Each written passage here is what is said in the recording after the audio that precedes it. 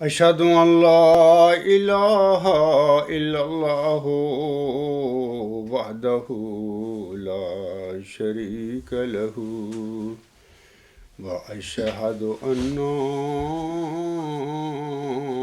محمدا عبده ورسوله أما بعد فأعوذ بالله من الشيطان الرجيم بسم الله الرحمن الرحيم الحمد لله رب العالمين الرحمن الرحيم مالك يوم الدين إياك نعبد وإياك نستعين اهدنا الصراط المستقيم صراط الذين أنعمت عليهم صراط الذين أنعمت عليهم غير المغضوب عليهم ولا الضالين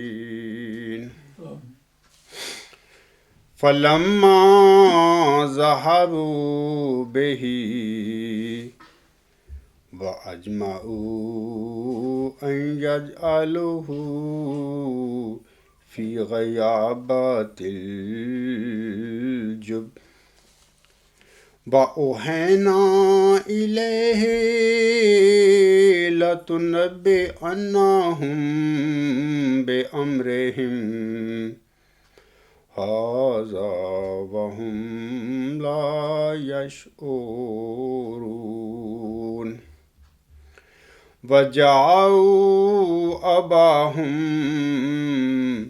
عشاء يبكون قالوا يا أبانا إنا ذهبنا نستبق وتركنا يوسف عند متاعنا فأكله الذئب وما أنت بمؤمن لنا ولو كنا صادقين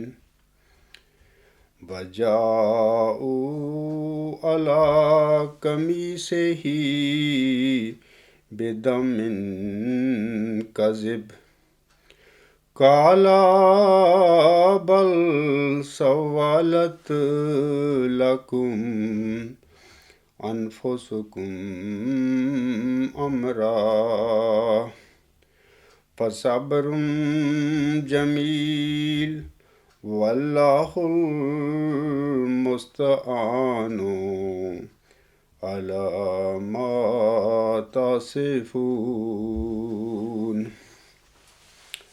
یہ صورت یوسف کی آیات نمبر 16 سے 19 تک 4 آیات ہیں جن کی میں نے ابھی تلاوت کی ہے۔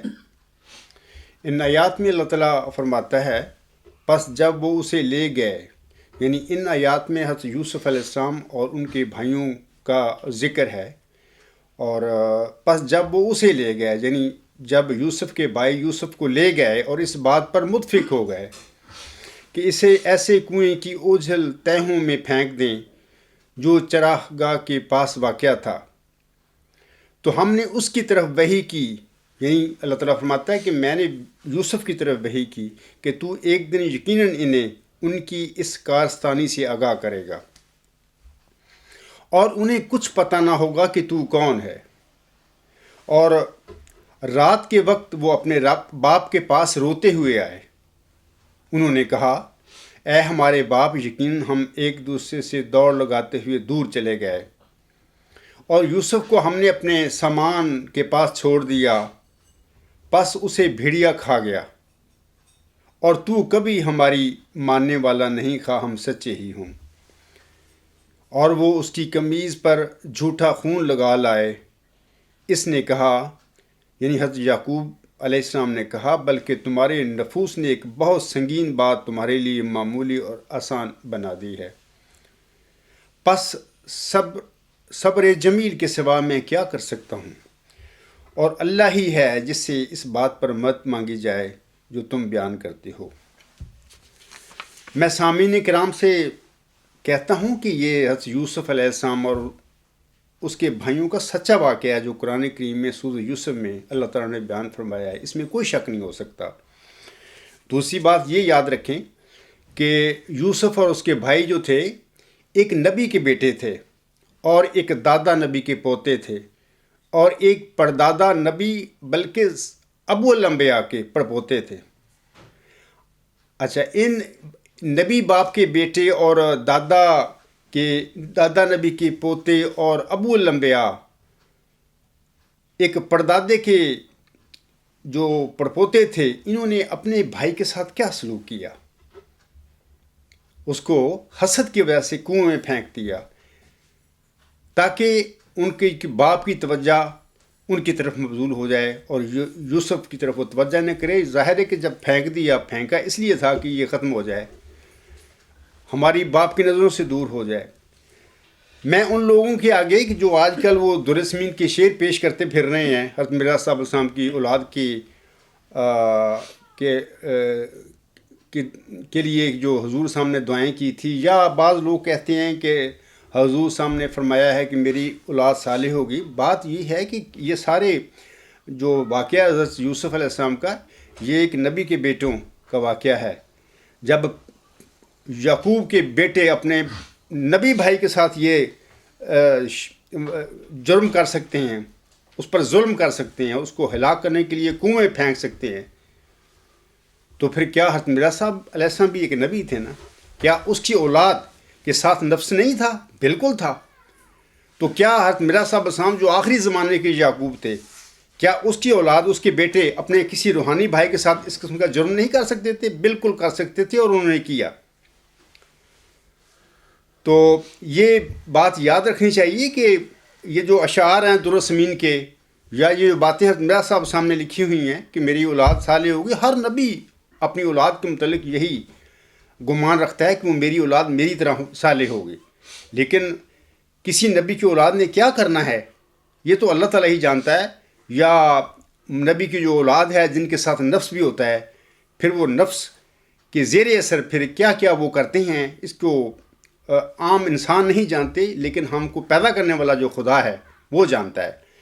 تو یہ باتیں یاد رکھیں کہ اگر پہلے زمانے کے جو یعقوب تھا، اس کے اولاد میں اس کے بیٹوں نے اپنے نبی بھائی کے ساتھ یہ ظلم کیا تھا، تو یہ جو دور حاضر کا یعقوب ہے علیہ السلام، حضرت مرزا غلام صاحب، تو اس کے جو اولاد ہے اس کے متعلق بھی یہ ہم نہیں گمان کر سکتے کہ اس کے بیٹے جو ہیں اپنے کسی روحانی بھائی کے ساتھ اس قسم کا ظلم نہیں کریں گے، کیونکہ وہ صالح ہیں۔ ایسا ہرگز نہیں ہے، بلکہ نبیوں کی اولادیں بھی ناخلف ہو جاتی ہیں، گمراہی کے راستے پر چل پڑتی ہیں۔ تو میں نے یہ آیات آپ لوگوں کو یہ بات بتانے کے لیے پڑھی ہیں۔ اور اب میں پیش گوئی مسلم موعود کی جو مرکزی علامتیں ہیں میں ان کی طرف آتا ہوں کہ یہ جو پیش گوئی مسلم موعود ہے یہ 20 فروری 1886 کی الہامی پیش گوئی کہلاتی ہے، اور اس پیش گوئی میں ایک ذکی غلام کی ایک موعود لڑکے کی ملہم کو خبر دی گئی تھی۔ ذکی غلام کو ملہم نے مسلم موعود قرار دیا تھا، اور اس مسلم موعود کی جو مرکزی علامتیں ہیں اس پیش گوئی میں وہ اس طرح ہیں کہ اللہ تعالیٰ فرماتا ہے ذکی غلام کے متعلق، یعنی مسلم موعود کے متعلق، وہ سخت ذہین و فہیم ہوگا اور دل کا حلیم، اور علوم ظاہری و باطنی سے پر کیا جائے گا، اور وہ 3 کو 4 کرنے والا ہوگا۔ اس کے معنی سمجھ میں نہیں آئے۔ دوشنبہ ہے مبارک دوشنبہ، فرزند دل بند گرامی ارجمند، مظہر الاول والآخر، مظہر الحق والعلائے، کآن اللہ نزلہ من السماء۔ یہ ان مرکزی علامتوں میں ہم دیکھتے ہیں کہ اللہ تعالیٰ وہ جو ذکی غلام ہے اس کو سخت ذہین و فہیم فرمانے کے بعد اس کو دل کا حلیم بھی قرار دیتا ہے اللہ تعالیٰ، اور اس میں اس حلیم غلام کو، ذکی غلام کو اللہ تعالیٰ فرماتا ہے اور وہ 3 کو 4 کرنے والا ہوگا۔ تو اس کی یہ علامت بھی ہے مرکزی علامتوں میں کہ مظہر الحق والعلائے کآن اللہ نزلہ من السماء۔ تو یہ جو مرکزی علامتیں ہیں، میں ان کے متعلق ہی 3 علامتوں کے متعلق ہی کچھ آپ لوگوں کو بتاؤں گا۔ پہلی بات سامعین کرام یہ بھی یاد رکھیں کہ یہ جو ذکی غلام ہے اس کو، جس کو اللہ تعالیٰ نے حلیم بھی قرار دیا ہے اپنے الہام میں، ملہم اس کو اپنا صلبی لڑکا سمجھتا تھا، اور وہ خیال کرتے تھے کہ یہ لڑکا میرا صلبی لڑکا ہے، میرے گھر میں پیدا ہوگا۔ پھر اس پیشگوئی کے نزول کے بعد سب سے پہلے بشیر احمد اول حضور صلی اللہ علیہ وسلم کے گھر میں پیدا ہوئے۔ بشیر احمد اول کی پیدائش کے موقع پر ملہم نے یعنی حضور صلی اللہ علیہ وسلم نے بشیر احمد اول کو مولود مسعود قرار دے دیا تھا، اور مولود مسعود کہنے سے یہ پتہ چلتا تھا کہ ملہم نے اس لڑکے کو، اپنے کو، بشیر احمد اول کو مسلم موعود کا اشارہ دے دی ہے لوگوں کو کہ یہ مسلم موعود میرا ہوگا۔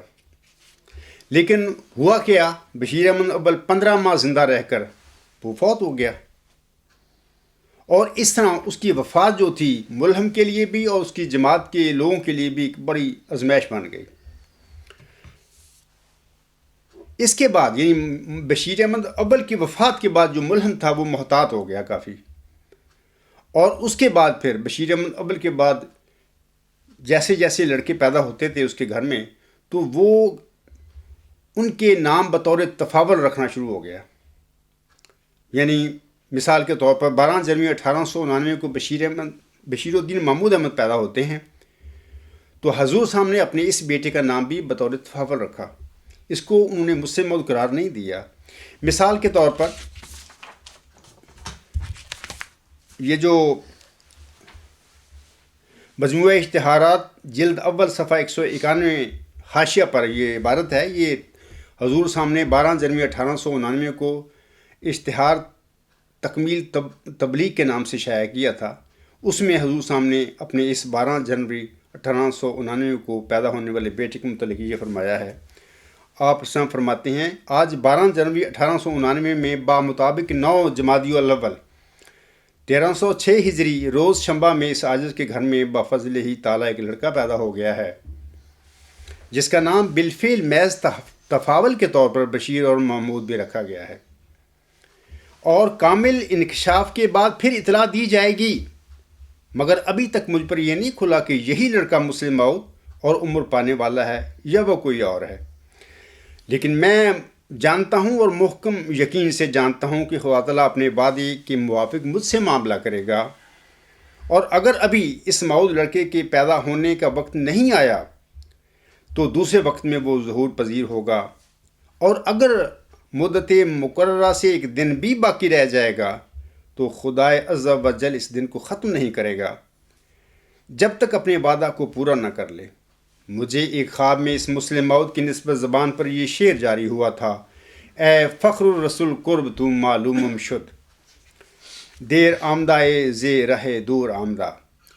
پس اگر حضرت باری جل شانہ کے ارادہ میں دیر سے مراد اسی قدر دیر ہے جو اس پسر کے پیدا ہونے میں، جس کا نام بطور تفاول بشیر الدین محمود رکھا گیا ہے، ظہور میں آئی، تو تعجب نہیں کہ یہی لڑکا موعود لڑکا ہو، ورنہ وہ بفضل ہی تعالیٰ دوسرے وقت پر آئے گا۔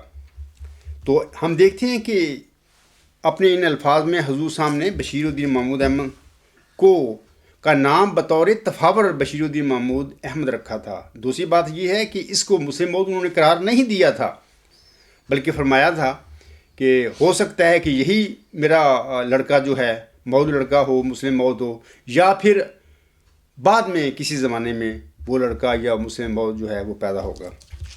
سامعین کرام، بشیر الدین محمود کے بعد حضور صاحب کے گھر میں بشیر احمد اور شریف احمد پیدا ہوئے۔ پھر حضور صاحب نے بشیر احمد اور شریف احمد کے نام بھی بطور تفاول رکھے۔ تا وقت حضور صاحب کا چوتھا جو لڑکا تھا مبارک احمد 14 جون 1899 کے دن پیدا ہوا۔ اس ضمن میں یعنی صاحبزادہ مبارک احمد کے متعلق حضور صاحب اپنی کتاب تریاق القلوب میں جو فرماتے ہیں وہ میں آپ لوگوں کے آگے پڑھ کر سناتا ہوں۔ حضور صاحب مبارک احمد کی پیدائش کے بعد مبارک احمد کے متعلق فرماتے ہیں، اور میرا چوتھا لڑکا مبارک احمد ہے، اس کی نسبت پیشگوئی اشتہار 20 فروری 1886 میں کی گئی۔ دیکھو، اپنے چوتھے لڑکے کو وہ پیشگوئی جو تھی مسلم موعود 20 فروری 1886 کی پیشگوئی، اس کا مصداق بنا رہے ہیں کہ اس کے متعلق پیشگوئی اشتہار 20 فروری 1886 میں کی گئی تھی۔ دوسری بات یہ کہ حضور صاحب فرماتے ہیں، سو خدا تعالیٰ نے میری تصدیق کے لیے اور تمام مخالفوں کی تکذیب کے لیے اور عبداللہ حق غزنوی کو متنبع کرنے کے لیے اس پسر چہارم کی پیشگوئی کو 14 جون 1899 میں جو بامطابق 4 صفر 1317 ہجری تھی بروز 4 شمع پورا کر دیا، یعنی وہ مولود مسعود چوتھا لڑکا تاریخ مذکورہ میں پیدا ہو گیا۔ سامعین کرام دیکھیں کہ مبارک احمد کے متعلق حضور صاحب فرما رہے ہیں مولود مسعود۔ تیسری دیکھیں کہ مبارک احمد کے متعلق ہی تریاق القلوب میں ہی فرماتے ہیں حضور صاحب، سو صاحبو وہ دن آ گیا اور وہ چوتھا لڑکا جس کا ان کتابوں میں 4 مرتبہ وعدہ دیا گیا تھا صفر 1317 ہجری کی چوتھی تاریخ میں بروز 4 شنبہ پیدا ہو گیا۔ عجیب بات ہے کہ اس لڑکے کے ساتھ 4 کے عدد کو ہر ایک پہلو سے تعلق ہے۔ اس کی نسبت 4 پیشگوئیاں ہوئیں۔ یہ 4 صفر 1317 ہجری کو پیدا ہوا۔ اس کی پیدائش کا دن ہفتہ کا چوتھا دن تھا، یعنی بدھ۔ یہ دوپہر کے بعد چوتھے گھنٹہ میں پیدا ہوا۔ یہ خود چوتھا تھا۔ ان حوالوں سے یا حضور صاحب کی ان اقتباسات سے ہمیں پتہ ملتا ہے کہ ملہم نے پیشگوئی مسلم موعود کو اپنے اس چوتھے فرزند جو تھا مبارک احمد اس پر منطبق کر دیا تھا اور اس کا اعلان کر دیا تھا کھول کے۔ لیکن اب آگے کیا ہوتا ہے تو اس سلسلے میں آپ لوگوں کو بتاتا ہوں کہ 1907 ستمبر میں جب مبارک احمد 8 سال کا ہو گیا تھا، کچھ تشویشناک خوابیں آنا شروع ہو گئی ملہم کو۔ مثال کے طور پر حضور صاحب نے مبارک احمد کے متعلق ایک خواب دیکھا۔ آپ فرماتے ہیں، ستمبر 1907 خواب میں دیکھا کہ ایک پانی کا گڑھا ہے، مبارک احمد اس میں داخل ہوا اور غرق ہو گیا۔ بہت تلاش کیا گیا مگر کچھ پتہ نہیں ملا۔ پھر آگے چلے گئے تو اس کی بجائے ایک اور لڑکا بیٹھا ہے۔ یہ تذکرہ صفحہ 618 پر یہ حوالہ ملتا ہے۔ تو جب یہ تشویشناک خبر حضور صاحب نے دیکھی تو حضور صاحب نے خیال کر لیا کہ شاید میرا یہ چوتھا لڑکا جس کو میں پیشگوئی مسلم موعود کا مصداق قرار دے چکا ہوں، یہ شاید زندہ نہ رہے بشیر اول کی طرح۔ تو پھر حضور صاحب نے یہ روحانی دنیا میں یا مذہبی دنیا میں یہ اعتقاد ہوتا ہے کہ جب کسی بچہ کی وفات کا وقت آ جائے، قریب آ جائے، تو اگر اس کے گھر والے اس کی شادی کر دیں تو پھر اللہ تعالیٰ اگر اس کی وفات کی تقدیر مبرم نہ ہو، معلق ہو، تو پھر شادی کے بعد بعض اوقات اللہ تعالیٰ اس بچے کو اس کے ساتھی کی وجہ سے بھی زندگی دے دیا کرتا ہے اور موت کو ٹال دیا کرتا ہے۔ یہی خیال کرتے ہوئے حضور صاحب نے اپنے اس چوتھے لڑکے صاحبزادہ مبارک احمد کی شادی کر دی۔ شادی کس کے ساتھ کی؟ شادی اس کے سیدہ مریم جو ڈاکٹر سید عبدالستار شاہ صاحب کی چھوٹی بیٹی تھی، اس کی عمر اس وقت 2.5 سال تھی، اس کے ساتھ کر دی۔ لیکن سامعین کرام، یہ تو ایک ملہم کی ایک طریقہ تھا، ایک کوشش تھی کہ شاید اللہ تعالیٰ اپنا میرے بیٹے پر رحم فرما دے اور اس کی موت ٹال دے، لیکن اللہ تعالیٰ کے علم میں مبارک احمد کی وفات نو عمری میں ایک تقدیر مبرم تھی، اللہ تعالیٰ کے اپنے ایک پروگرام تھے۔ تو مبارک احمد بہرحال پھر 16 ستمبر 1907 کو انتقال فرما گئے، اور اس طرح ان کی جو بیوی تھی وہ بیوہ بن گئی، 2.5 سال کی عمر میں ہی وہ بیچاری بیوہ بن گئی۔ سامعین کرام، انتقال کے بعد اسی دن جس دن صاحبزادہ مبارک احمد فوت ہوتے ہیں، یہ 16 ستمبر 1907 کا دن تھا۔ مبارک احمد کی وفات کے بعد اسی دن ملہم کو ایک الہام ہوتا ہے کہ انا نبشرو کا بغلام حلیم، ہم تجھے ایک حلیم غلام کی بشارت دیتے ہیں۔ اور پھر اگلے ماہ اکتوبر 1907 میں حلیم غلام کی بطور مسیل مبارک احمد بشارت مل گئی، جیسا کہ اللہ تعالیٰ اپنے الہام میں فرماتا ہے۔ اکتوبر 1907 میں اللہ تعالیٰ فرماتا ہے انا نبشرو کا بغلام حلیم ینزل المنزل المبارک ساقیہ آمدن عید مبارک بادت، ہم تجھے ایک حلیم غلام کی بشارت دیتے ہیں جو مبارک احمد کی شبی ہوگا، اے ساقی عید کا آنا تجھے مبارک ہو۔ یہ تذکرہ صفحہ 622 پر الفاظ ہیں۔ آخری جو مبشر الہامات ہے، ہم دیکھتے ہیں کہ یہ اکتوبر 1907 میں ہوا تھا، اور پھر اس کے بعد 6-7 نومبر 1907 کو آخری الہام ذکی غلام کے متعلق ہوتا ہے۔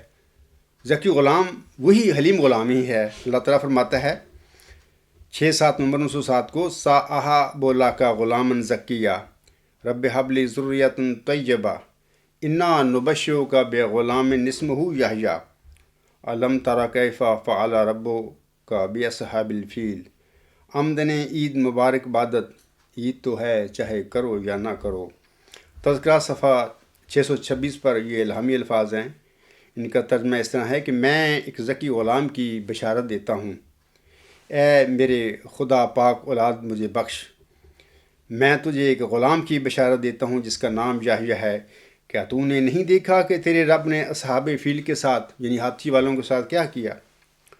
عید کا آنا تیرے لیے مبارک ہو، عید تو ہے چاہے کرو یا نہ کرو۔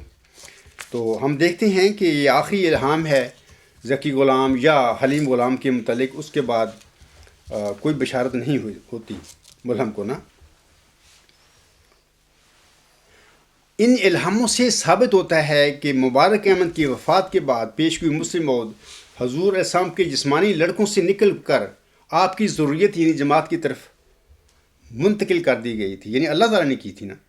مسیل مبارک احمد حضور صاحب کے گھر میں سامعین کرام بطور جسمانی لڑکا پیدا نہ ہوگا، اور مسیل مبارک احمد کے متعلق جناب مرزا محمود احمد صاحب کا جون جولائی 1908 میں یہ موقف تھا کہ یہ مسیل مبارک احمد آئندہ کسی زمانے میں حضور صاحب کی نسل میں پیدا ہوگا، اور وہ جانتے تھے کہ جو اس وقت لڑکے تھے حضور صاحب کے تینوں زندہ موجود، بشیر الدین محمود احمد اور مرزا بشیر احمد اور مرزا شریف احمد، ان میں سے کوئی بھی مسیل مبارک احمد نہیں ہو سکتا اور نہ تھا۔ اور یہ باتیں سامعین کرام نیوز نمبر 81 سے خود مرزا بشیر الدین محمود احمد کے الفاظ پڑھ سکتے ہیں وہاں پہ نا۔ میں صرف ایک بات ان کی بتا دیتا ہوں کہ وہ اپنے تشریح اذان کی اس بیان 6-7 جولائی جو ہے جون جولائی جو ہے تشریح اذان میں جو انہوں نے مضمون لکھا تھا، اس میں وہ مسیل مبارک احمد کے متعلق یہ کہتے ہیں کہ ان الہامات سے یہ مراد نہ تھی کہ خود حضرت اقدس علیہ السلام سے لڑکا ہوگا، بلکہ یہ مطلب تھا کہ آئندہ زمانہ میں ایک ایسا شخص تیری نسل سے پیدا ہوگا جو خدا کے نزدیک گویا تیرا ہی بیٹا ہوگا، اور وہ علاوہ تیرے 4 بیٹوں کی تیرا 5واں بیٹا قرار دیا جائے گا۔ جیسا کہ حضرت عیسیٰ علیہ السلام ابن داؤد کہلاتے ہیں، ایسا ہی وہ آپ کا بیٹا کہلائے گا۔ یعنی یہ مسیل مبارک احمد کے متعلق مرزا بشیر الدین محمود احمد کی 1908 میں جو نقطہ نظر تھا یا عقیدہ تھا، یہ تھا۔ ایسے ہی وہ اپنے اس مضمون میں لکھتے ہیں، یعنی مسیح مبارک احمد کے متعلق، کہ اس لیے کہ اگر کسی عظیم و شان لڑکے کی نسبت جو دنیا میں ایک تبدیلی پیدا کر دے خبر دی جائے، ہیبت اس قدر ہوگی کہ گویا خدا آسمان سے اس کی مدد کے لیے اتر آیا اور بڑی شان کا آدمی ہوگا اور خدا کی نصرت اس کے ساتھ ہوگی۔ بشیر الدین محمود کے یہ الفاظ بتا رہے ہیں کہ وہ بالکل مسیح مبارک احمد کو ہی مسلم موعود جانتے تھے 1908 میں، اور اسی کے متعلق انہوں نے کہا تھا اپنے رسالہ میں تشیع الاذہان میں مضمون میں بھی، وہ آئندہ زمانے میں حضور صلی اللہ علیہ وسلم کی نسل میں پیدا ہوگا۔ اور پھر یہ وہ اپنے مضمون میں یہ بھی لکھتے ہیں کہ کسی عظیم و شان برگزیدہ انسان کا بیٹا ہونے کے لیے کوئی ضروری نہیں کہ کوئی انسان اس کی صلب میں سے ہی ہو، بلکہ وہ اس کی روحانی ضروریت میں سے بھی ہو سکتا ہے۔ یہ باتیں ساری انہوں نے جون جولائی 1908 کا جو رسالہ تشیع الاذہان تھا اس میں اپنے ایک مضمون میں یہ لکھ چکا تھا وہ لوگ۔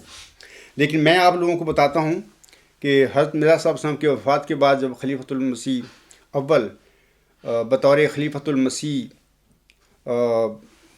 اپنا کام کرنے لگے، تو ان کی خلافت کے دور میں جناب مرزا بشیر الدین محمود احمد نے سیاسی کارروائیاں شروع کر دیں۔ مثال کے طور پر 1909 میں وہ ایک انجمن ارشاد بناتے ہیں، حالانکہ صدر انجمن احمدیہ ان کے باپ کی بنائی ہوئی موجود تھی، اس کے ہوتے ہوئے انہیں انجمن ارشاد بنانے کی کیا ضرورت تھی؟ یہ ایک سیاسی کارروائی تھی۔ اسی طرح فروری 1911 میں مجلس سے انصار بنائی۔ اسی طرح جون 1913 میں اخبار الفضل جاری کیا۔ 1913 میں ہی دعوت الخیر فنڈ کی بنیاد رکھی گئی۔ یہ ساری وہ سیاسی کارروائیاں تھیں جن کے کرنے کا مقصد یہ تھا کہ جب خلیفۃ المسیح اول فوت ہوں گے تو اس کے بعد میں نے جماعت احمدیہ کی خلافت پر یا اقتدار پر کس طرح قبضہ کرنا ہے، اس کے لیے یہ تیاریاں تھیں مرزا بشیر الدین محمود احمد کی۔ مرزا بشیر الدین محمود احمد نے پھر خلیفۃ المسیح اول رضی اللہ تعالیٰ عنہ کی وفات پر کے موقع پر حضور صاحب کی صدر انجمن احمدیہ کو رد کر کے اپنی ہی مجلس سے انصار کے ممبران کے ذریعے خلیفہ ثانی بن کر سامعین کرام احمدی خلافت راشدہ کی صف لپیٹ کر جماعت احمدیہ کی قیادت پر قبضہ کر لیا تھا۔ یاد رکھیں یہ آپ کا قبضہ نمبر 1 تھا، یعنی پہلا قبضہ تھا بشیر الدین محمود احمد کا۔ آپ کے حواری آپ کے متعلق سامعین کرام الاعلان مسلم موعود اور قدرت ثانیہ کا مظہر ثانی تحریراً اور تقریراً اعلان کرتے پھر رہے تھے، لیکن آپ اس پر بالکل خاموش تھے۔ اب سوال ہے کہ اگر آپ نیک نیت تھے اور آپ کو علم تھا کہ مسیح مبارک احمد نے تو آئندہ حضرت مرزا صاحب السلام کی نسل میں پیدا ہونا ہے، تو پھر آپ اس وقت کیوں خاموش رہے جب آپ کے حواری آپ کے متعلق مسلم موعود کے نعرے لگاتے پھر رہے تھے؟ سامعین، نیوز نمبر 5 میں سے اس کا ثبوت پڑھ سکتے ہیں کہ اس زمانے میں جو لٹریچر شائع ہوا مرزا بشیر الدین محمود احمد کے حواریوں کے ذریعے، تو ان میں وہ صاف انہوں نے بشیر الدین محمود کے متعلق مسلم موعود مظہر قدرت ثانیہ کے الفاظ لکھے ہوئے ہیں۔ سامعین کرام، اگر کسی مرد کی بیوی فوت ہو جائے یا اس کے ہاں اولاد نہ ہو تو پھر اللہ تعالیٰ نے مردوں کو 4 بیویاں تک کرنے کی اجازت دے رکھی ہے، لیکن خلیفہ ثانی بننے کے بعد جناب مرزا محمود احمد صاحب کے ہاں ایسی کوئی وجہ نہیں تھی۔ وہ نہ صرف شادی شدہ تھے بلکہ صاحب اولاد بھی تھے، لیکن اس کے باوجود انہوں نے خلیفہ بننے کے 2.5 ماہ بعد مورخہ 31 مئی 1914 کو حضرت خلیفۃ المسیح اول رضی اللہ تعالیٰ عنہ کی بیٹی امت الحی سے شادی رچا لی۔ خلیفہ تو روحانی وجود ہوتا ہے، اگر وہ راشد ہو تو اس کے پاس شادیوں کے لیے ٹائم ہی نہیں ہوتا۔ مثلاً خاکسار ایک چھوٹی سی جماعت احمدیہ اصلاح پسند کا قائد ہے، لیکن پھر بھی میری ذمہ داریوں کی وجہ سے میرے پاس اپنی 1 بیوی اور 3 بچوں کے لیے وقت نہیں ہے۔ مرزا محمود تو لاکھوں کی جماعت کا قائد تھا، لیڈر تھا۔ میرا ذاتی خیال ہے کہ جناب مرزا محمود احمد نے حضرت خلیفۃ المسیح اول رضی اللہ تعالیٰ عنہ کے اہل و عیال کو اپنے زیر اثر رکھنے اور قابو میں رکھنے کے لیے یہ سیاسی شادی کی تھی۔ صاحبزادہ مبارک احمد حضرت امام مہدی و مسیح موعود السلام کے پیارے بیٹے تھے۔ سامعین کرام، طاہر یعنی سیدہ مریم مبارک احمد کی بیوہ تھی۔ مرزا محمود احمد ام طاہر کی وفات پر اپنے ایک مضمون انوار العلوم جلد 17 صفحہ 349 پر لکھتے ہیں، حضرت خلیفۃ المسیح اول رضی اللہ تعالی عنہ کی وفات کے بعد ایک دن شاید 1917 یا 1918 تھا کہ میں امت الحی مرحومہ کے گھر میں بیت الخلاء سے نکل کر کمرہ کی طرف آ رہا تھا۔ راستہ میں ایک چھوٹا سا صحن تھا، اس کی ایک طرف لکڑی کی ایک دیوار تھی۔ میں نے دیکھا دبلی پتلی سفید کپڑوں میں ملبوس لڑکی مجھے دیکھ کر اس لکڑی کی دیوار سے چمٹ گئی اور اپنا سارا لباس سمٹا لیا۔ میں نے کمرہ میں جا کر امت الحی مرحومہ سے پوچھا، امت الحی یہ لڑکی باہر کون کھڑی ہے؟ انہوں نے کہا، آپ نے پہچانا نہیں؟ ڈاکٹر عبدالستار شاہ صاحب کی لڑکی مریم ہے۔ میں نے کہا، اس نے تو پردہ کیا تھا، اور اگر سامنے بھی ہوتی تو میں اسے کب پہچان سکتا تھا؟ 1907 کے بعد اس طرح مریم دوبارہ میرے ذہن میں آئی۔ یہ ان کی الفاظ ہیں جو میں نے ابھی حوالہ پڑھا ہے، وہاں سے دوست چیک کر سکتے ہیں۔ اپنے مرحوم بھائی کی سامعین کرام 12-13 سالہ کنواری بیوہ کو دیکھ کر مرزا محمود احمد کے دل میں اس کے لیے درد پیدا ہونا شروع ہو گیا۔ بس پھر کیا تھا، اپنے مرحوم بھائی کی کنواری بیوہ پر قبضہ کرنے کے لیے جوڑ توڑ شروع کر دیے۔ حالانکہ گھر میں اس وقت 2 جوان بیویاں موجود تھیں، مرزا محمود احمد صاحب کی، دونوں صاحب اولاد تھیں، اور پھر ایک بڑی جماعت کی ذمہ داریاں بھی تھیں، لیکن پھر بھی مرزا محمود احمد نے مورخہ 7 فروری 1921 کو اپنے مرحوم بھائی کی کنواری بیوہ سے شادی رچا لی۔ سامعین کرام کو واضح رہے کہ اللہ تعالیٰ نے مرد حضرات کو 4 شادیاں کرنے تک کی اجازت دے رکھی ہے۔ اس لحاظ سے مرزا محمود احمد کا اپنے مرحوم بھائی کی بیوہ سے شادی کرنا کوئی گناہ نہیں تھا۔ ثانیاً سامعین کو یہ بھی واضح رہے کہ ام طاہر یعنی مرحوم مبارک احمد کی مظلوم بیوہ میری کوئی رشتہ دار نہیں تھی کہ آج میں کسی رشتہ داری کی بنا پر اس مظلوم کنواری بیوہ کے متعلق یہ باتیں کر رہا ہوں۔ ہرگز ایسی کوئی بات نہیں۔ خاکسار چونکہ مبارک احمد کا مثیل ہے، لہٰذا اس روحانی تعلق کی بنا پر میرا حق ہے کہ میں مبارک احمد کی مظلوم بیوہ کے متعلق کچھ باتیں احمدیوں کے آگے رکھوں۔ میں یہاں پر احمدی بھائیوں سے کچھ اصولی باتیں کروں گا۔ آپ سب سے بڑے ادب کے ساتھ چند سوالات پوچھوں گا۔ اولاً، جیسا کہ میں ابھی عرض کر چکا ہوں کہ اگر کسی مرد کی بیوی فوت ہو جائے یا اس کے ہاں اولاد نہ ہو رہی ہو تو اللہ تعالیٰ نے انصاف کی شرط لگا کر مردوں کو 4 تک بیویاں کرنے کی اجازت دی ہے۔ 1921 میں مرزا محمود کی 2 بیویاں تھیں اور دونوں جوان اور صاحب اولاد تھیں، اور یقیناً دونوں خوبصورت بھی ہوں گی۔ اس کا مطلب ہے کہ مرزا محمود کو اس قسم کا کوئی بھی مسئلہ یا مجبوری درپیش نہیں تھی جس کی وجہ سے یا جس کی بنا پر اس کے لیے تیسری شادی کرنا ضروری تھا۔ تو پھر میرا محمودی جماعت سے سوال ہے کہ مرزا محمود نے اپنے مرحوم بھائی کی بیوہ جو اس سے 16 سال چھوٹی تھی سے شادی رچانے کے لیے اپنے مرحوم بھائی کی بیوہ پر شب خون کیوں مارا؟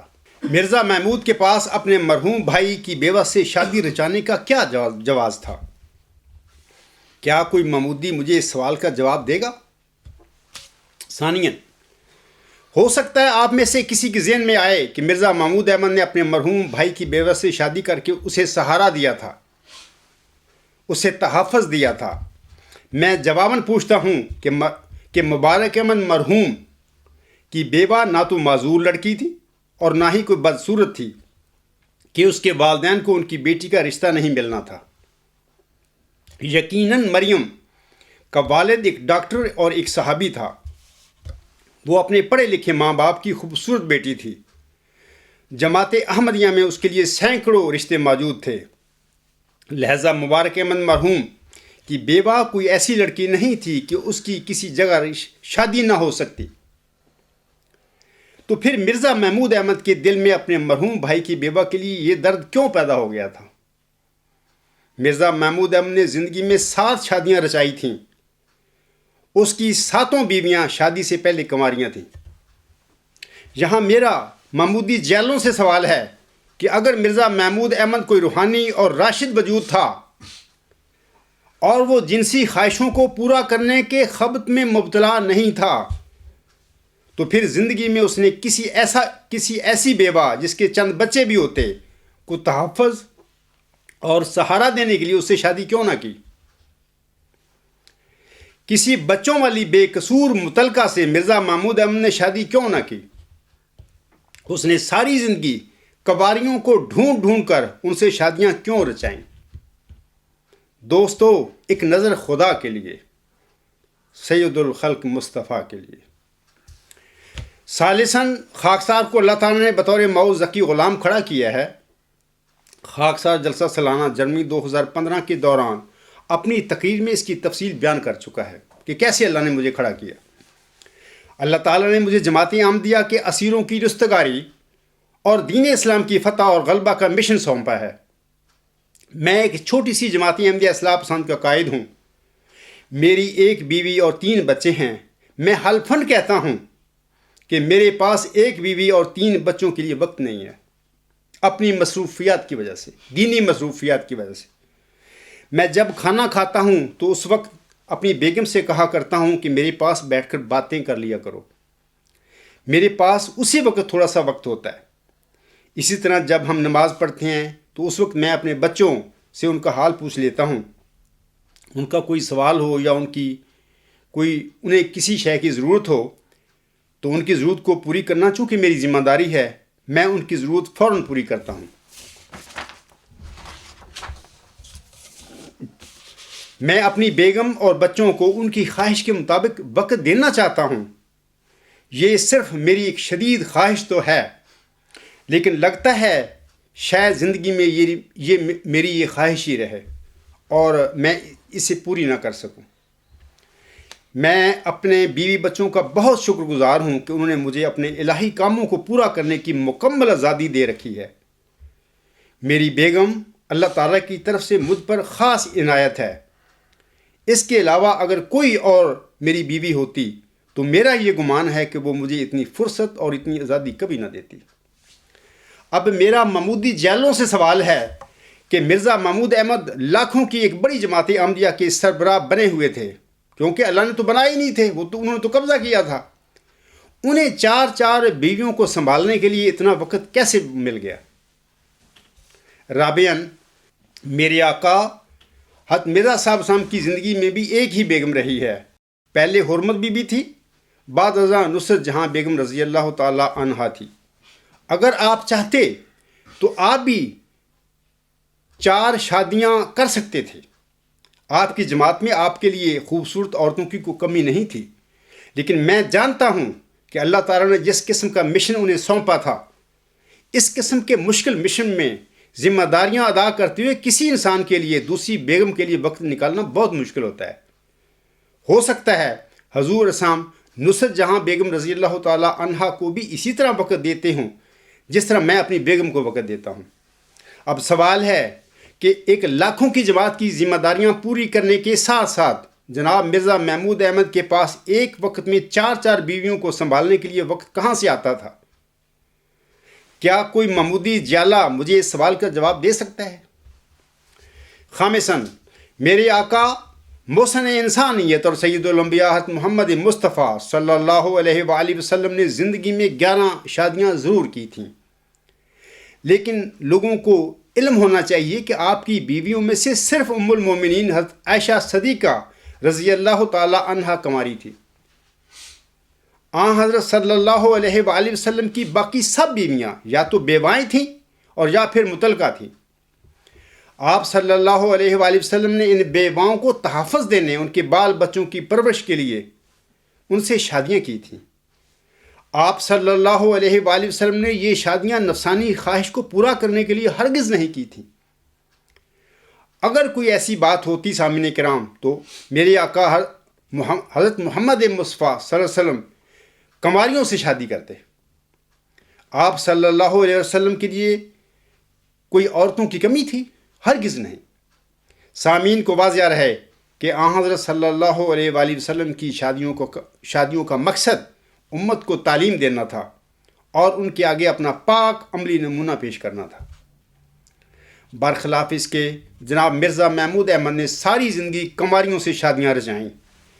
کیا کماریوں سے شادی کرنے والا اور ہر چوتھی بیوی فوت ہونے کے بعد پھر کسی نئی کماری سے شادی کر لینے والا اور اس طرح بیویوں کے معاملہ میں ساری عمر 3 کو 4 کرتے رہنے والا کوئی روحانی اور راشد وجود ہو سکتا ہے؟ ہرگز نہیں۔ اور پھر اپنی شادیوں کے موج میلے میں اپنی ازواج کا عدد 7 تک پہنچا دینا کیا کسی روحانی یا راشد وجود کا کام ہو سکتا ہے؟ ہرگز نہیں۔ اگر احمدی حضرات ٹھنڈے دل سے ان کی شادیوں پر ہی غور و فکر کریں تو انہیں بخوبی علم ہو جائے گا کہ مرزا محمود احمد کوئی روحانی یا کوئی رشد و ہدایت یافتہ انسان نہیں تھا، بلکہ وہ ساری زندگی اپنی نفسانی خواہشوں کو پورا کرنے اور جنسی بھوک کو مٹانے کی خاطر یہ شادیاں کرتا رہا۔ کسی بیوہ کو تحفظ دینا یا کسی بے قصور بچوں والی متعلقہ کو تحفظ فراہم کرنا اس کے پیش نظر ہرگز نہیں تھا۔ وہ یقیناً ایک جنسی بھیڑیا تھا۔ ورنہ ایک روحانی شخص یا کسی مسلم عورت کے لیے تو ایک بیوی اور 3 بچوں کو سنبھالنا اور انہیں وقت دینا اس کے لیے جوئے شیر لانے کے برابر ہے۔ تبھی مرزا محمود احمد کو خوابوں میں بھی صرف اور صرف کنواریاں ہی دکھائی دیا کرتی تھیں، 7 اور 9 اور مسلم عورت کا دعویٰ کرنے سے پہلے اپنی نفسانی خواب میں بھی وہ کہتے ہیں کہ میں وہ ہوں جس کے ظہور کے لیے 1900 سال سے کنواریاں منتظر بیٹھی ہیں۔ یہ ان کا المعود جو کتاب ہے، ان کا جو تقریر ہے، انوار العلوم جلد 17 صفحہ 525 پر تم یہ ان کے الفاظ پڑھ سکتے ہو۔ پھر میرا احمدی بھائیوں اور خاص کر محمودی جالوں سے سوال ہے کہ کیا مرزا محمود احمد کو آن حضرت صلی اللہ علیہ وآلہ وسلم کی طرح زندگی میں یا خواب میں کوئی بیوہ یا کوئی متعلقہ نظر نہ آئی کہ وہ اس سے شادی کر کے اس کو تحفظ دیتا اور اس کے بچوں کی کفالت کرتا؟ اگر نہیں تو پھر کیا وہ جنسی خواہشوں اور جذبوں کا مسلم عورت تھا؟ سادساً، کوئی بھی متقی اور باغیرت بھائی جس کی اپنی 2 جوان بیویاں ہوں اور وہ دونوں صاحب اولاد بھی ہوں، اپنے کسی ایسے مرحوم اور پیارے بھائی جس کی زندگی کی خاطر اس کے عظیم باپ نے اس کی 2.5 سال کی عمر کی چھوٹی بچی سے شادی بھی کر دی ہو، وہ متقی اور باغیرت بھائی اپنے مرحوم بھائی کی کم سن کماری بیوہ سے شادی رچا کر عیش و عشرت کرنے کا سوچ بھی نہیں سکتا۔ اس قسم کا عظیم مرحوم بھائی جو کہ اپنے عظیم والد کی نظر میں پیشگی مسلم موت کا مصداق بھی تھا، ایسے مرحوم بھائی کی بیوہ تو ویسے ہی بھائی کی نشانی کے طور پر اس کے بھائیوں کے لیے ایک عزت اور ایک احترام کی جگہ ہوتی ہے۔ میں سمجھتا ہوں اور امید ہے دوسرے لوگ بھی اسے اتفاق کریں گے کہ ایک روحانی اور رشد و ہدایت یافتہ کوئی بھائی اپنے مرحوم بھائی کی اس قسم کی معزز بیوہ سے شادی کرنے کا سوچ بھی نہیں سکتا۔ میں سمجھتا ہوں کہ مرزا محمود احمد نے اپنے مرحوم بھائی کی کنواری بیوہ سے شادی اپنے مرحوم بھائی کی بیوہ کو تحفظ یا سہارا دینے کے لیے نہیں کی تھی،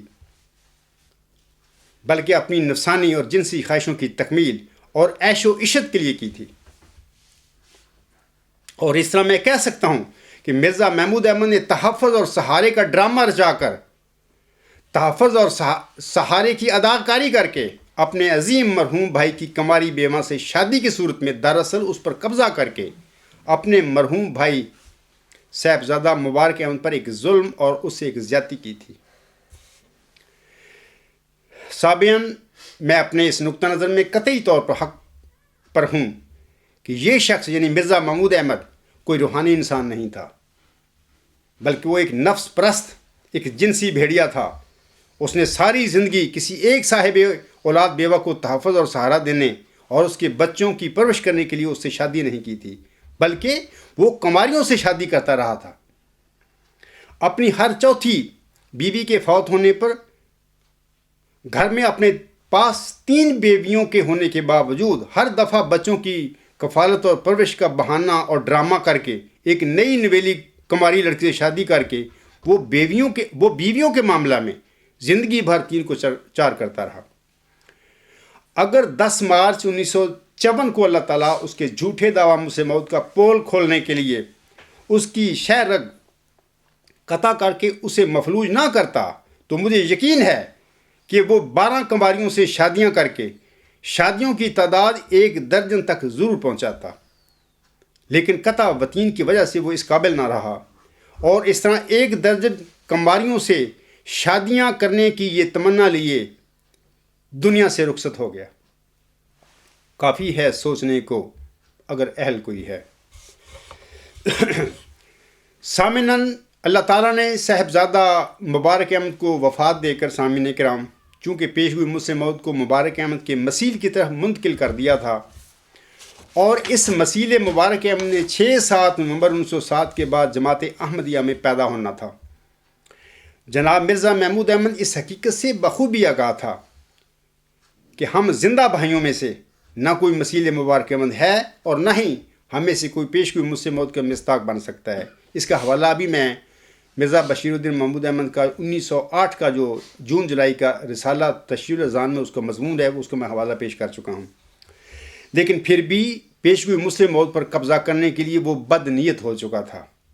یہ نفس پرست شخص پہلے 1921 میں تحفظ اور سہارے کا ڈرامہ رچا کر اپنے مرحوم بھائی مبارک احمد کی بیوہ پر بھی قبضہ کر چکا تھا، اور پھر 7-8 جنوری 1944 کی درمیان ایک نفسانی خواب کی بنیاد پر ایک حلفاً جھوٹا دعویٰ مسلم موت کر کے صاحبزادہ مبارک احمد کے مسیل کی پیش ہوئی مسلم موت پر بھی قبضہ جما کر بیٹھ گیا۔ تاسعاً سامعین کرام، مختصراً عرض کرتا ہوں کہ جناب مرزا محمود احمد نے 1914 میں احمدی خلافت راشدہ کی صف لپیٹ کر جماعت احمدیہ کی قیادت پر قبضہ کیا تھا۔ یہ اس کا پہلا قبضہ تھا۔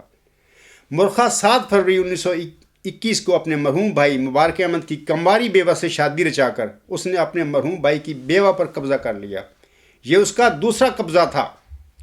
28 جنوری 1944 کو ایک نفسانی اور ایک جھوٹی خواب کی بنیاد پر اس نے ایک جھوٹا دعویٰ مجھ سے موت کر کے اپنے مرحوم بھائی کے مسیل کی پیش گوئی مجھ سے موت پر بھی قبضہ کر لیا۔ یہ اس کا تیسرا قبضہ تھا۔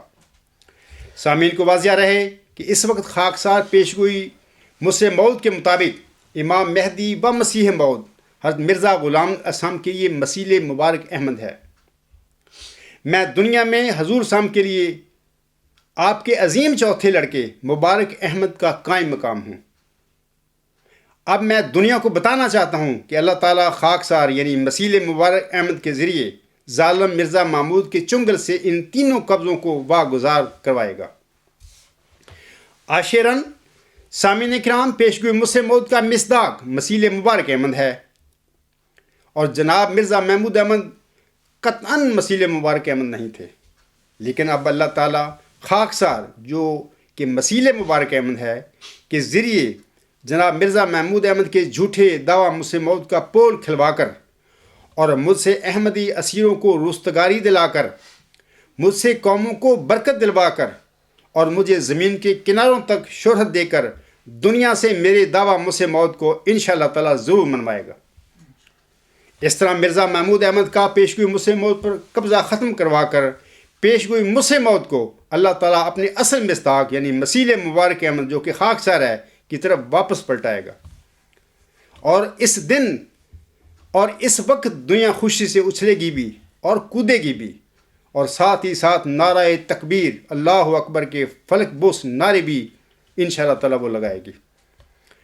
ہادیہ عشرن یعنی نمبر 11، جہاں تک جناب مرزا محمود احمد کے اپنے مرحوم بھائی مبارک احمد کی بیوہ پر قبضہ کرنے کا تعلق ہے، تو اس ضمن میں خاکسار لوگوں کو بتانا چاہتا ہے کہ عطیت المجیب دنیا میں صاحبزادہ مبارک احمد کی مظلوم بیوہ مریم کے وجود کا ٹکڑا ہے۔ عطیت المجیب کی رگوں میں مرحوم مبارک احمد کی مظلوم بیوہ مریم کا خون دوڑ رہا ہے۔ اس وقت دنیا میں عطیت المجیب اپنی مرحوم دادی مریم جو کہ مرحوم مبارک احمد کی بیوہ تھی کی قائم مقام ہے۔ دنیا میں اس وقت خاکسار مرحوم مبارک احمد کا مسیل اور اس کا قائم مقام ہے۔ مجھے جو فہم دیا گیا ہے اس کے مطابق اللہ تعالیٰ عطیت المجیب کو خاکسار جو کہ صاحبزادہ مبارک احمد کا مسیل اور قائم مقام ہے کی طرف لا کر دراصل صاحبزادہ مبارک احمد کی بیوہ مریم جس پر اس کے ظالم بھائی مرزا محمود احمد نے تحفظ اور سہارے کا ڈرامہ رچا کر قبضہ کیا تھا، کو واپس صاحبزادہ مبارک احمد کی طرف لائے گا۔ عطیت المجیب کا خاکسار یعنی مسیل مبارک احمد کی طرف آنا ایسا ہی ہوگا جیسے کہ صاحبزادہ مبارک احمد کی بیوہ مریم اپنے مبارک احمد کے پاس چلی گئی ہے، اور اس طرح اللہ تعالیٰ جناب مرزا محمود احمد کے ہی اشعار خاکسار کے وجود میں انشاءاللہ تعالیٰ پورے کر کے دکھائے گا، جیسا کہ اس نے کبھی بے خودی میں کہا تھا، شاخ طوبہ پہ آشیانہ بنا، تا ابد جو رہے فسانہ بنا، عرش بھی جس سے مرتعش ہو جائے، سوزش دل سے وہ ترانہ بنا، فلسفی زندگی سے کیا پایا، حیف ہے گر تیرا خدا نہ بنا۔ ثانیہ عشرن یعنی نمبر 12 جہاں تک جماعت احمدیہ پر مرزا محمود احمد اور اس کے جانشینوں کے قبضے کا تعلق ہے، سامعین کرام، تو اس ضمن میں احمدیوں کو واضح رہے کہ اللہ تعالیٰ خاکسار جو کہ مسیل مبارک احمد ہے کا دعویٰ جماعت احمدیہ محمود سے منوانے کے بعد حضرت امام مہدی و مسیح موسم کی جماعت احمدیہ پر بلائے دمشق کا قبضہ ختم کروا کر اس جماعت کو 20 فروری 1886 کی الہامی پیشگوئی کے اصل مصداق یعنی مسیل مبارک احمد کی طرف لائے گا۔ اور اس طرح سامعین یاد رکھیں کہ اللہ تعالیٰ مرزا محمود احمد اینڈ کمپنی سے تینوں قبضوں کو ختم کروا کر یعنی پیشگوئی مسلم موعود، عطیت المجیب اور جماعت احمدیہ کو خاکسار یعنی مسیل مبارک احمد کی طرف لائے گا۔ جس وقت یہ واقعہ وقوع پذیر ہوگا تو اس وقت دنیا یہ کہنے پر مجبور ہو جائے گی کہ مولا واہ، اور اس طرح میرے آقا محمدی مریم کے علیہ صلاح بے کافن ابدا الہام کی طرح خاکسار کا یہ الہام مولا واہ بھی روز روشن کی طرح پورا ہو جائے گا انشاءاللہ تعالی۔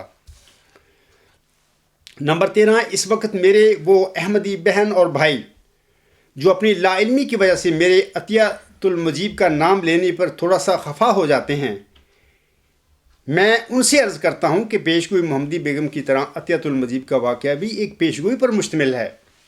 محمدی بیگم کی شادی اپریل 1892 میں ہو گئی تھی، لیکن میرے آقا حضرت امام مہدی و مسیح موعود علیہ السلام پیشگوئی محمدی بیگم کا تذکرہ 1905 تک کرتے رہے تھے۔ حالانکہ 1905 میں یقیناً محمدی بیگم کے 4-5 بڑے بچے بھی ہوں گے۔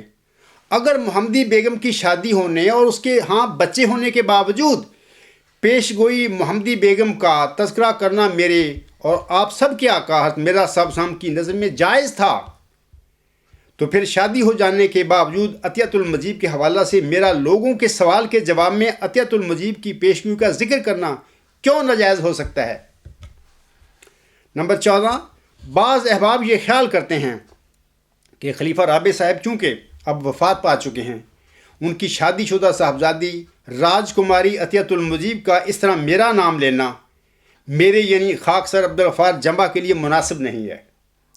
میں ایسے لوگوں کو جواباً کہتا ہوں کہ اگر میرا کوئی دادا امتی نبی ہوتا اور اس پر 20 فروری 1886 کی الہامی پیشگوئی مسلم موعود نازل ہوئی ہوتی، اللہ تعالیٰ میرے دادا جان پر اپنے الہامی کلام میں مسلم موعود کی الہامی پیشگوئی کو میرے دادا جان کے لڑکوں سے نکال کر آگے آپ کی ذریت یعنی جماعت کی طرف منتقل کر دیتا، لیکن میرا والد اس حقیقت کو جانتے بوجھتے ہوئے اپنے نام نہاد دور خلافت میں خلیفہ ثانی کی طرح جھوٹا دعویٰ مسلم موعود بھی کر دیتا، اور وہ سارے غلط کام بھی جماعت احمدیہ میں کر دیتا جو جناب مرزا محمود احمد صاحب نے کیے تھے، اور پھر یوں ہوتا کہ خلیفہ رابع کی طرح خاکسار اپنے دادا جان کی جماعت احمدیہ کا نام نہاد خلیفہ بن جاتا۔ میرے دور خلافت میں اللہ تعالیٰ کسی مدعی موعود مسلح یعنی نشان رحمت کو جماعت احمدیہ میں میرے آگے کھڑا کر دیتا، وہ مجھے بطور خلیفہ رابع اپنے دعویٰ سے باخبر کرنے کے ساتھ ساتھ مجھے میری کسی بیٹی کے متعلق بھی کوئی الہی خبر دے دیتا، لیکن میں اپنے نام نہاد دور خلافت میں اس دعوے دار کے خلاف مکر و فریب کرنے کے ساتھ ساتھ اپنے والد کے جھوٹے دعویٰ مسلم موعود کا دفاع بھی کرتا رہتا، اور اپنی نام نہاد خلافتی گدی کا دفاع کرنے کے ساتھ ساتھ اپنی بیٹی کے متعلق بھی اس مدعی کی سچی خبر کو جھوٹ لانے کی کوششیں کرتا رہتا۔ تو پھر سامعین کرام، میری زندگی میں ہی اس مدعی کو حق پہنچتا تھا کہ آج جس طرح میں خلیفہ رابع کی بیٹی کے متعلق اصل حقائق لوگوں کو بتا رہا ہوں، وہ مدعی میرا فوت ہونا تو بعد کی بات ہے، میری زندگی میں ہی بے شک آج میری طرح میری بیٹی کا نام لے لے کر لوگوں کو اصل حقائق بتاتا، اور اس میں ناراضگی کی اور زیادتی کی کوئی بات نہیں ہے۔ اگر میں ایسا غلط کام کرتا تو آج جو خلیفہ رابع کی بیٹی کے حوالے سے ہو رہا ہے، میری بیٹی کے حوالے سے بھی ایسا میرے ساتھ بھی ضرور ہونا چاہیے تھا، اور اس میں ناراضگی کی کوئی ایسی بات نہیں۔ اسی قسم اور اسی طرح کی باتوں کو ہی کیا مکافات عمل نہیں کہا جاتا؟ نمبر 15، بعض لوگ یہ اعتراض کرتے ہیں کہ خاکسار سخت زبان میں محمودی خلیفوں پر تنقید کرتا ہے۔ میں ایسے لوگوں کو یہ بتانا چاہتا ہوں سامعین کرام کہ جو لوگ مکار، فریبی اور مجرم ہوا کرتے ہیں، وہ ہمیشہ اپنے خطبوں اور تقاریر میں ہمیشہ من ہی کیا کرتے ہیں، جرأت اور دلیری سے صرف صادق اور مظلوم ہی بولا کرتا ہے۔ میں ایسے لوگوں کو جواباً کہتا ہوں کہ وہ خلیفہ رابع کے نام میرے خطوط کا مطالعہ کریں کہ میں نے اپنے آقا حضرت مرزا غلام علیہ السلام کی تعلیم پر عمل کرتے ہوئے سچا ہو کر کس طرح جھوٹوں کی طرح تزلل اختیار کرتے ہوئے ان گمراہ لوگوں کو اے میرے سید اور اے میرے آقا کہہ کر پکارا تھا۔ لیکن جناب خلیفہ رابع صاحب خاکسار کی درخواست پر غور کرنے کی بجائے مجھے اور جماعت احمدیہ اور اپنی بیٹی راج کماری عطیت المجید کو دھوکہ دیتے پھرتا رہا۔ اب میرا غصہ سے بولنا بھی انہی گمراہوں کی کرتوتوں کا مکافاتی عمل ہے۔ سامعین کرام کو یہ بھی واضح رہے کہ حضرت امام مہدی و مسیح موعود السلام کی تعلیم کے مطابق سچائی کو ترش اور سخت الفاظ میں پیش کرنے میں کوئی حد نہیں ہے، جیسا کہ وہ ازالہ اوہام روحانی خزائن جلد 3 صفحہ 112 پر فرماتے ہیں۔ آپ علیہ السلام فرماتے ہیں کیونکہ دشنام دہی اور چیز ہے اور بیان واقعہ کا گو وہ کیسا ہی تلخ اور سخت ہو دوسری شے ہے۔ ہر ایک محقق اور حق گو کا یہ فرض ہوتا ہے کہ سچی بات کو پورے طور پر مخالف گم گشتہ کے کانوں تک پہنچا دے، پھر اگر وہ سچ کو سن کر افروختہ ہو تو ہوا کرے۔ اسی طرح آپ علیہ السلام ازالہ اوہام روحانی خزائن جلد 3 صفحہ 114 پر فرماتے ہیں، وہ تلخ الفاظ جو اظہار حق کے لیے ضروری ہیں اور اپنے ساتھ اپنا ثبوت رکھتے ہیں، وہ ہر ایک مخالف کو صاف سنا دینا نہ صرف جائز بلکہ واجبات وقت سے ہے تا مداحنہ کی بلا میں مبتلا نہ ہو جائیں۔ اسی طرح حضور اسلام اپنی کتاب انوار الاسلام روحانی خزائن جلد 9 صفحہ 32 پر فرماتے ہیں، کیا فرماتے ہیں؟ آپ فرماتے ہیں حرام زادہ کی یہی نشانی ہے کہ سیدھی راہ اختیار نہ کرے اور ظلم اور ناانصافی کی راہوں سے پیار کرتا رہے۔ یہ حضور صاحب کے الفاظ ہیں، میں نے کبھی اس قسم کے لفظ کسی اپنے مخالف کے لیے استعمال نہیں کیے، نہ ان نام نہاد بلائے دمشق ہے جو محمودی خلیفے ہیں، ان کے متعلق میں نے ان کے مولویوں کے متعلق کبھی ایسا یہ الفاظ نہیں استعمال کیے۔ اسی طرح حضور صاحب اپنی کتاب انجام آتم روحانی خزائن جلد 11 صفحہ 305 پر فرماتے ہیں، آپ علیہ السلام فرماتے ہیں دنیا میں سب جانداروں سے زیادہ پلید اور کراہت کے لائق خنزیر ہے، مگر خنزیر سے زیادہ پلید وہ لوگ ہیں جو اپنی نفسانی جوش کے لیے حق اور دیانت کی گواہی کو چھپاتے ہیں۔ اے مردار خور مولویو اور گندی روحو، تم پر افسوس کہ تم نے میری عداوت کے لیے اسلام کی سچی گواہی کو چھپایا۔ اے اندھیرے کے کیڑو، تم سچائی کی تیز شعاؤں کو کیوں کر چھپا سکتے ہو؟ سامعین کرام، یہ الفاظ بھی میرے آقا مرزا غلام صاحب کے ہیں، اور آپ دیکھیں کہ انہوں نے اپنے پھر تنگ آ کر جب مخالفوں نے بد زبانی میں انتہا کر دی تو پھر میرے آقا نے بھی اس قسم کی زبان ان کے لیے استعمال کی تھی، اور میں اپنے مخالفوں سے کہتا ہوں کہ میں نے تو اس قسم کی سخت الفاظ کبھی اپنے کسی مخالف کے لیے بھی استعمال نہیں کیے تھے۔ میں اپنے معترضوں سے کہتا ہوں کہ وہ میرے آقا کی طرح میری تحریر و تقریر میں سے کوئی ایسے سخت لفظ میرے نکال کر دکھا دیں۔ آپ میری تحریر و تقریر میں سے میرے آقا کی طرح کے سخت الفاظ مجھے کبھی دکھا نہیں سکتے، کیونکہ میں نے اپنے آقا کی طرح مخالفوں کے لیے سخت زبان استعمال نہیں کی۔ سامعین کرام، جس طرح خلیفہ رابع صاحب نے نزول فرمانے والے غلام مسیح الزماں کے لیے لاشعوری گیت گائے تھے، نزول فرمانے والے کے لیے اسی طرح کے کچھ اشعار اللہ تعالیٰ نے جناب مرزا محمود احمد صاحب کے منہ سے بھی نکلوائے ہوئے ہیں۔ اب میں مرزا محمود احمد کے ایسے ہی 3 اشعار پر اپنا خطبہ ختم کرتا ہوں۔ اللہ تعالیٰ سے دعا گو ہوں کہ وہ جماعت احمدیہ محمود کے بھٹکے ہوئے لوگوں کو ہدایت دے کر جلد از جلد مسیح مبارک احمد یعنی پیش گوئی مسلم موت کے اصل مصداق کی طرف واپس لے آئے، تاکہ خاکسار فتح اور غلبہ اسلام کے مشکل اور کٹھن کام کی طرف کچھ توجہ کر سکے۔ آمین۔ مرزا محمود احمد صاحب مسیح مبارک احمد کے متعلق فرماتے ہیں، آ کے تیری راہ میں ہم آنکھیں بچھائیں، آ کے تیری راہ میں ہم آنکھیں بچھائیں، آ کے تجھے سینہ سے ہم اپنے لگائیں، تو آئے تو ہم تجھ کو سر آنکھوں پہ بٹھائیں، جان نظر میں دیں تجھ کو تجھے دل میں بسائیں، آپ آ کے محمد صلی اللہ علیہ وآلہ وسلم کی عمارت کو بنائیں، ہم کفر کے آثار کو دنیا سے مٹائیں۔ وآخر دعوانا ان الحمدللہ رب العالمین، اولاً وآخراً وظاہراً وباطناً، ہوا مولانا نعم المولا و نعم النصیر۔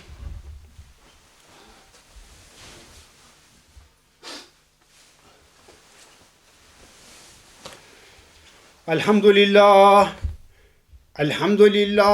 نحمدہ ونستعینہ ونستغفرہ ونؤمن بہ ونتوکل علیہ ونعوذ باللہ من شرور انفسنا ومن سیئات اعمالنا، من یہدہ اللہ فلا مضل لہ ومن یضللہ فلا ہادی لہ، ونشہد ان لا الہ الا اللہ ونشہد ان محمدا عبدہ ورسولہ۔ عباد اللہ رحمکم اللہ، ان اللہ یأمر بالعدل والاحسان وایتاء ذی القربی وینہی عن الفحشاء والمنکر والبغی یعظکم لعلکم تذکرون۔